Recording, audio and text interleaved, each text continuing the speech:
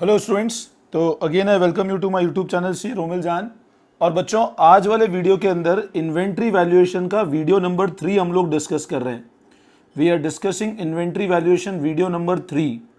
Last video में तुम लोगों ने एडजस्टेड सेलिंग प्राइस मेथड देखा था, फिर उसके बाद में आपको स्पेसिफिक आइडेंटिफिकेशन मेथड बताया था मैंने नॉन हिस्टोरिकल कॉस्ट और हिस्टोरिकल कॉस्ट में।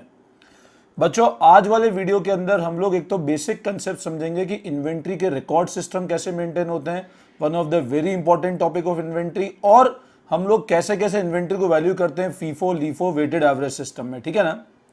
अब बच्चों, इन्वेंट्री वैल्यूएशन के वीडियो नंबर 3 के अंदर मैं सबसे पहले बात करता हूं इन्वेंट्री के रिकॉर्ड कैसे मेंटेन करते हैं। मेरी बात ध्यान से समझना। हम जो सबसे पहला टॉपिक डिस्कस कर रहे हैं वो ये डिस्कस कर रहे हैं, and it is one of the very important topic of inventory, कि इन्वेंट्री के रिकॉर्ड कैसे मेंटेन करना है। बच्चों ध्यान रखना, इन्वेंट्री के रिकॉर्ड बिजनेस के अंदर दो तरह से मेंटेन होते हैं। एक तो होता है पीरियडिक इन्वेंट्री सिस्टम, और एक होता है परपीचुअल इन्वेंट्री सिस्टम। ये कंसेप्ट आप लोग सीए इंटर के अंदर जब जाओगे तो कॉस्टिंग के अंदर भी पढ़ोगे, और इवन आपके फर्स्ट ईयर अगर आप करते हो ग्रेजुएशन तो उसके लिए भी इंपॉर्टेंट है।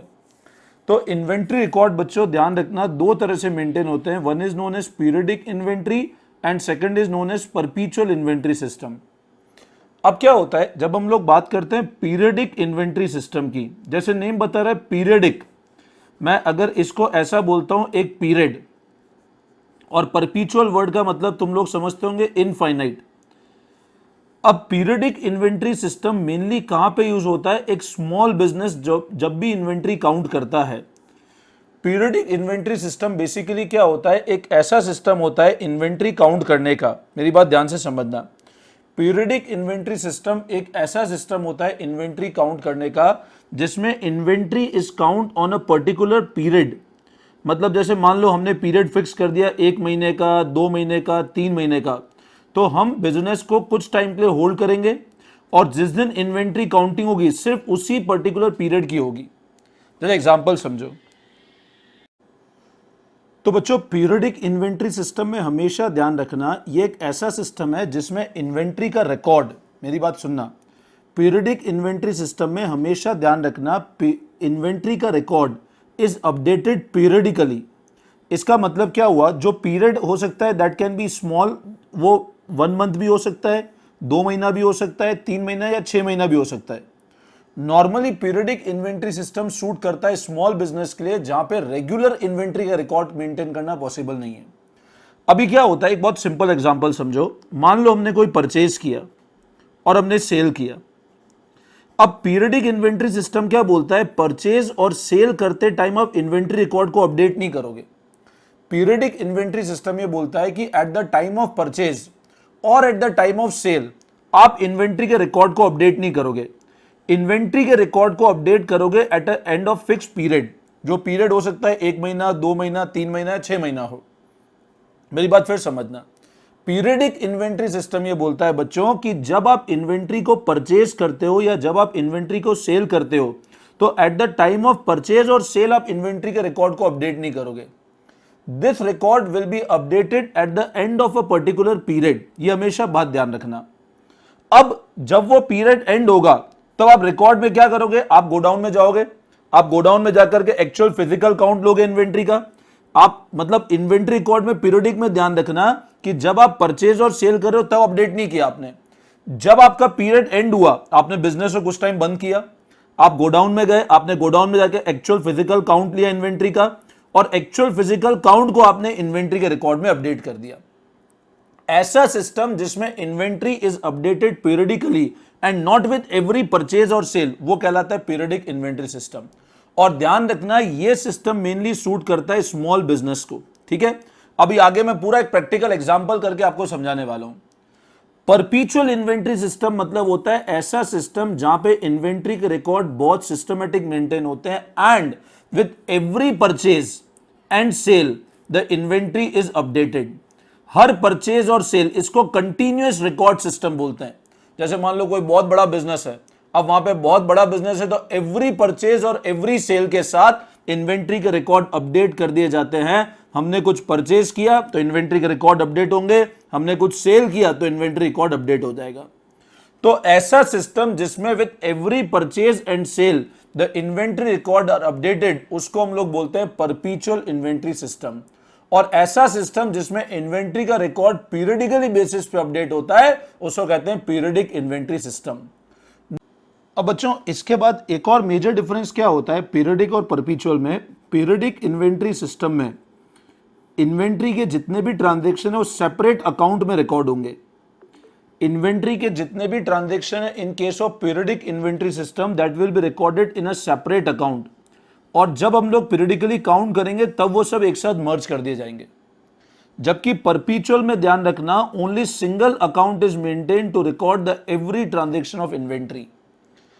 पीरियडिक के अंदर हर ट्रांजैक्शन का सेपरेट अकाउंट मेंटेन होगा और परपीचुअल में only single account will be maintain to record every transaction of inventory.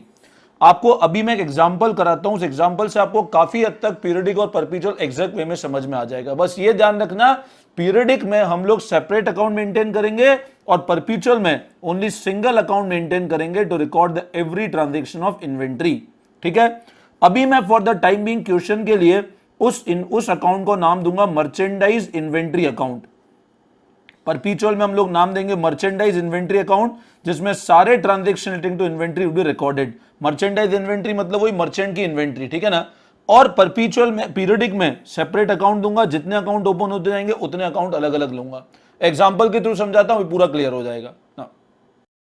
अब बच्चों देखो, मैं आपको एक प्रैक्टिकल एग्जांपल समझाने की कोशिश करता हूं। मैंने अभी आपको बताया था कि पीरियडिक इन्वेंट्री के अंदर हम लोग क्या करते हैं, सेपरेट अकाउंट मेंटेन करेंगे, और परपीचुअल इन्वेंट्री के अंदर कोई भी ट्रांजैक्शन होगा तो उसको एक ही अकाउंट के अंदर रिकॉर्ड करेंगे, ठीक है ना। मैं एक प्रैक्टिकल एग्जांपल ले रहा हूं। दोनों केस में हम लोग ये अज्यूम करेंगे कि ओपनिंग स्टॉक हमारे पास इन्वेंट्री का 50,000 है, भले वो पीरियडिक हो या परपीचुअल हो। हम लोग अज्यूम करके कि ओपनिंग स्टॉक हमारे पास इन्वेंट्री का 50,000 है, उसके बाद के ट्रांजैक्शन हम लोग सारे समझने की कोशिश करते हैं, ठीक है ना।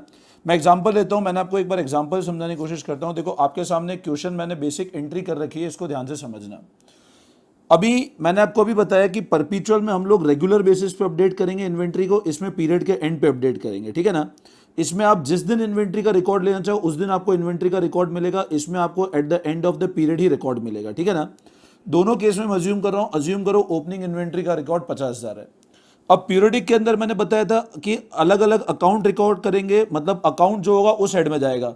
परपीचुअल में एक ही अकाउंट चलेगा, मर्चेंडाइज इन्वेंट्री अकाउंट, ठीक है ना। अब अज्यूम करो मैंने गुड्स परचेज किए, तो मैंने बच्चों प्रैक्टिकली क्या अपन ऐसे क्वेश्चन करेंगे नहीं, बट इस मेथड को समझने के लिए क्वेश्चन क्वाइट इंपॉर्टेंट है, ठीक है ना। अज्यूम करो मैंने गुड्स परचेज किया, तो पीरियडिक के अंदर क्या करूंगा, अलग अकाउंट ओपन करूंगा परचेज टू कैश, और परपीचुअल में मैंने ओपन किया merchandise inventory to cash. Perpetual में सारे ट्रांजैक्शन मर्चेंडाइज इन्वेंट्री पे रिकॉर्ड करूंगा, ठीक है ना। पीरियडिक में हम पीरियड के एंड पे करेंगे। अब अज्यूम करो इस इन्वेंट्री को लाने के लिए मैंने कुछ ट्रांसपोर्टेशन पे किया, तो एंट्री होगी transportation in account debit to cash, और यहाँ पे एंट्री वापस क्या होगी, यहाँ पे मैंने बताया अपने को एक ही अकाउंट मेंटेन करना है, मर्चेंडाइज इन्वेंट्री टू कैश। आप एक बहुत सिंपल लॉजिक समझना, देखो बच्चों eight the end of the period ultimate जो ट्रांसपोर्टेशन इनवर्ट की कॉस्ट है वो भी जाना तो इन्वेंट्री के अंदर ही है ना। मतलब हम लोग क्या करेंगे, यहाँ पे पीरियड के एंड पे ये वाली कॉस्ट को मर्ज तो इसमें ही करेंगे, लेकिन यहाँ पे मान लो मैं इस ट्रांजैक्शन के बाद ये पता लगाना चाहूँ कि मेरे पास इन्वेंट्री कितने वैल्यू की इन हैंड है, तो पता लगेगी ओपनिंग 50,000 पड़ी, यहाँ 50 पड़ी है 10, तो इस ट्रांजैक्शन में पता लग जाएगा मेरे पास इन्वेंट्री कितने की पड़ी है, 1,10,000 की पड़ी है। लेकिन आप अगर इस ट्रांजैक्शन में पता लगाना चाहोगे तो आपको पता लगेगा नहीं, क्योंकि पीरियड के एंड पे पता लगेगा हमको, ठीक है ना। तो यहाँ पे eight the end of the period ये कॉस्ट मर्ज तो इन्वेंट्री में होगी, बट एक बार इनिशियली हमको अलग करना है। अब मान लो अपन ने कोई गुड्स रिटर्न किए, तो अपन क्या करेंगे, accounts payable debit to purchase return. अब अकाउंट्स पेबल या cash debit to purchase return, तो यहां पर अगेन अगर अलग अकाउंट ओपन किया, यहां पर सारा ट्रांजैक्शन मर्चेंडाइज इन्वेंट्री में करूंगा एक ही अकाउंट, तो account payable debit to merchandise inventory 5,000, तो 1,10 में 5,000 माइनस हो गया, तो अब मेरे पास स्टॉक हो गया 1,05,000 का। Getting my point. तो यहां हम लोग क्या कर रहे हैं, we are maintaining only single account for inventory, और यहां we are maintaining separate account for each and every head. Getting my point. और इसको आगे प्रोसीड करते हुए पूरा एंड तक ढंग से समझ में आ जाएगा ना। अब बच्चों अगला ट्रांजैक्शन समझना, अज्यूम करो ये वाली परचेज कैश की बजाय क्रेडिट पे होती, ठीक है ना। तो 50,000 का क्रेडिट परचेज हुआ और 5,000 का रिटर्न किया, तो हमको पेमेंट करना था 45,000 का। अब मान लो सप्लायर हमको 45,000 में से 2,000 का डिस्काउंट दे देता है। अज्यूम करो सप्लायर हमको 45,000 में से 2,000 का डिस्काउंट देता है, ठीक है ना। अब 2,000 का डिस्काउंट देता है तो बताओ अब एंट्री कैसे होगी। अगर पीरियडिक सिस्टम होगा तो नॉर्मल हमने क्या बताया, एवरी अकाउंट के अंदर डाली जाएगी। एंट्री होगी account payable to cash to discount receive, ऐसे एंट्री होगी 45,000, 43,000 और 2,000, ऐसे हो जाएगी। ये होगी in case of periodic system. और मान लो यही बच्चों अगर परपीचुअल सिस्टम होगा तो मैंने आपको बताया ना कि हर चीज इन्वेंट्री के अंदर। अब तुम मेरे को एक बात बताओ, ये जो डिस्काउंट है ये अल्टीमेट क्या करेगा, तुम्हारी इन्वेंट्री कॉस्ट को तो कम करेगा ही, सही ना। अगर अपन ने परचेज किया और मान लो सामने वाला सप्लायर अपने को डिस्काउंट देता है तो अल्टीमेट अपनी इन्वेंट्री कॉस्ट कम होगी।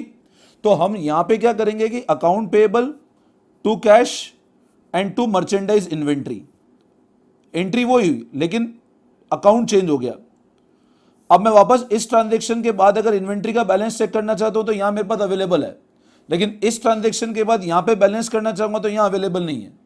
तुम समझ रहे हो ना, यहां मेरे को इन्वेंट्री का बैलेंस एट द पीरियड ही मिलेगा एंड पे। यहां मेरे को सिर्फ पता है अभी 50,000 की इन्वेंट्री है, एंड होगा जब मैं फिजिकल इन्वेंट्री काउंट करूंगा तब पता चलेगा मेरे को क्लोजिंग इन्वेंट्री कितना है। लेकिन यहां पे मेरे को इन्वेंट्री का बैलेंस रेगुलर बेसिस पे मिलता जा रहा है। Getting my point. अब बच्चों अगला ट्रांजैक्शन बहुत इंपॉर्टेंट है, वो ध्यान से सुनना। अब मान लो मैंने क्या किया, अगले केस में मान लो गुड्स को सेल किया, और सेल करूंगा तो ऑब्वियस सी बात है मैं प्रॉफिट पे सेल करूंगा। तो अगर मैंने गुड्स को सेल किया, अज्यूम करो गुड्स जिनको सेल किया उनकी कॉस्ट 30,000 थी और सेल किया 60,000 पे। अब यहाँ पे तो मेरे को इमीडिएट अपडेट करना है इस वाले में, और इसमें मेरे को पीरियडिकली अपडेट करना है। तो सेल किया 60,000 पे उन गुड्स को जिनकी कॉस्ट 30,000 है। तो पीरियडिक में एंट्री कैसे करूंगा मैं, simple account receivable account debit या debtor account debit to sales. यहां 60,000 से करूंगा, यहां तो इन्वेंट्री को अपडेट करना ही नहीं, यहां तो पीरियड के एंड पे करूंगा। लेकिन यहां पे क्या करा, यहां बच्चों में दो एंट्री करता हूं, एक तो वही अकाउंट रिसीवेबल टू सेल 60,000। लेकिन अब मेरे को एक बात बताओ, इन्वेंट्री को एडजस्ट तो वापस कॉस्ट पे लेके आना ही पड़ेगा, और यहां पे तो अपने को इन्वेंट्री को इमीडिएट अपडेट करना है। इन्वेंट्री गई तो अपडेट करना पड़ेगा ना इमीडिएट। तो यहां क्या करता हूं मैं, कॉस्ट कितने थी गुड्स की 30,000, तो जो कॉस्ट ऑफ गुड्स है जो सेल किया, cost of goods sale account debit 30,000, inventory कम हुई तो मर्चेंडाइज इन्वेंट्री मैंने 30,000 से इन्वेंट्री कम कर दी। एक्सपेंस था डेबिट किया, मैंने दो एंट्री करी सेल की, इन्वेंट्री कम करी इमीडिएट, कम करते ही मेरे को इमीडिएट पता लग गया अब इन्वेंट्री वापस कितनी है। लेकिन यहां मैंने एक ही एंट्री करी सेल, यहां पे पीरियड के एंड पे अपडेट करूंगा। आई बात समझ में। सेल की तो यहां पे दो एंट्री करी, अकाउंट रिसीवेबल टू सेल, और जो गुड्स की कॉस्ट है वो कॉस्ट ऑफ गुड्स सोल्ड खर्चा था डेबिट किया to merchant and inventory 30,000। Inventory कम कर दी 30,000 से, तो यहां पे इमीडिएट इंपैक्ट दे दिया, और यहां पीरियड के एंड पे देंगे हम लोग। ठीक है, अब हम लोग क्या करते हैं, मर्चेंडाइज इन्वेंट्री एक T shape account ledger account बना लेते हैं। ठीक है ना, परपीचुअल में तो तुमको और लास्ट कंसेप्ट ढंग से क्लियर हो जाएगा। ठीक है नाउ, तो बच्चों देखना मैंने परपीचुअल और पीरियडिक दोनों का एक बेसिक स्टेटमेंट बना लिया। अब तुमको काफी कुछ पिक्चर दोनों की क्लियर हो जाएगी। अब मेरी बात समझना, परपीचुअल में मैंने मर्चेंडाइज इन्वेंट्री अकाउंट बनाया था, 50,000 का मेरा ओपनिंग था, 50,000 का परचेज किया था, 10,000 कैरेज इनवर्ड्स था, वो गुड्स का जो ट्रांसपोर्टेशन था, ये रिटर्न कर दिया, कैश डिस्काउंट मिला था, ये कॉस्ट ऑफ गुड्स सोल्ड था। तो परपीचुअल में एक बात बताओ, मेरे सामने जो बैलेंसिंग फिगर है वो ऑटोमेटिक मेरे सामने आ जाएगा क्लोजिंग इन्वेंट्री का बैलेंसिंग फिगर। अब यहां से एक बात जो नोट करके जाना वो ये जाना कि परपीचुअल सिस्टम में हमारे पास सारा डेटा, क्योंकि हम रेगुलर अपडेट करते थे, तो फाइनल क्लोजिंग स्टॉक का फिगर हमको बुक्स के हिसाब से मिल जाएगा। मतलब जो फाइनल फिगर बचेगा वो क्लोजिंग स्टॉक का फिगर बचेगा इन केस ऑफ परपीचुअल। लेकिन पीरियडिक में मैंने क्या बताया था, हम अब फिजिकल जाएंगे पीरियड के एंड पे, गोडाउन में जाके फिजिकल इन्वेंट्री काउंट करके आएंगे और काउंट करके देखेंगे इन्वेंट्री कितने की पड़ी है। अब मैं गोडाउन में गया, फिजिकली इन्वेंट्री काउंट करके आया, तो मान लो अज्यूम करो जब काउंटिंग करी तो बच्चों वो 73,000 की इन्वेंट्री थी। अभी समझना, जो काउंटिंग करी तो मान लो इन्वेंट्री 73,000 की पड़ी थी, गोडाउन में गया, इसमें ऐसे ही होगा ना, गोडाउन में गया जाके फिजिकली काउंटिंग करी, इन्वेंट्री 73 की थी। अब कॉस्ट ऑफ गुड्स सोल्ड कैसे निकालते हैं, अपना जो रूटीन फॉर्मूला है, opening stock plus purchase minus closing stock, ऐसे निकालते हैं। तो मैंने कॉस्ट ऑफ, क्योंकि ये वाला फिगर यहां मेरे को पता है, जाके फिजिकल काउंटिंग करूंगा, इधर मेरे को कॉस्ट ऑफ गुड्स सोल्ड पता है, लेकिन इधर मेरे को कॉस्ट ऑफ गुड्स सोल्ड पता नहीं, इधर मैं जाऊंगा फिजिकल काउंटिंग करूंगा। ओपनिंग स्टॉक पता है, परचेज पता है, ओपनिंग स्टॉक 50,000 था, परचेज, अब परचेज क्या होगी, परचेज वही होगी, अलग अलग हेड में सब एक जगह मर्ज होगी।